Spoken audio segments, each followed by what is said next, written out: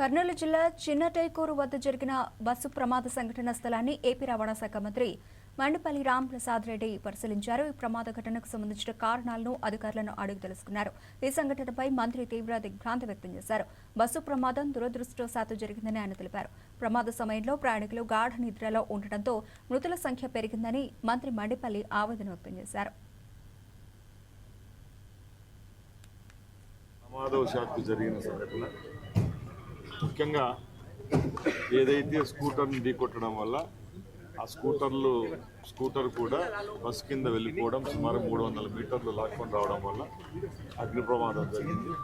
ముఖ్యంగా ఇలాంటి ప్రమాదాల్లో ఎక్కువ నష్టం ఎప్పుడు వాటిల్లుతుందంటే నైట్ టైం జర్నీ చేసే బస్సుల్లోనే ఈ ప్రమాదం ఎక్కువ జరుగుతుంది. ఎందుకంటే అందరూ 2.5-3 గంటల గాఢ నిద్రలో ఉండడం వల్ల వీళ్ళందరినీ కూడా రక్షించలేకపోయాం. అది కూడా ఇప్పుడుండే బస్సుల యొక్క డిజైన్ పరిస్థితిని బట్టి కూడా ఆలోచిస్తే నైట్ టైం ట్రాన్స్పోర్ట్ చేసే స్లీపర్ బస్సుల్లో ఎక్కువ ఫ్లేమబుల్ మెటీరియల్స్ ఉంటాయి. లోపల ఉండే బెడ్షీట్ అనుకోండి, కర్టన్, కుషనింగ్ ఎక్కువ ఉండడం వల్ల కూడా మంట అనేది ఎక్కువగా వ్యాప్తి చెందడం వల్ల ఈ నష్టపరిణామం ఎక్కువగా ఉంది.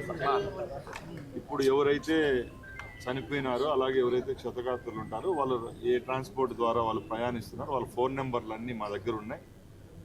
గౌరవ ముఖ్యమంత్రి గారు ఇప్పుడు దుబాయ్ నుంచి కూడా జస్ట్ ఇప్పుడే అధికారులు అలాగే మంత్రివర్గ సభ్యులతో అందరితో మాట్లాడటం జరిగింది. ఆ కుటుంబాలకు ఎవరికైతే చనిపోయినారో అలాగే క్షతగాత్రులు ఉంటారో వాళ్ళకు ప్రభుత్వం ఆదుకుంటుంది.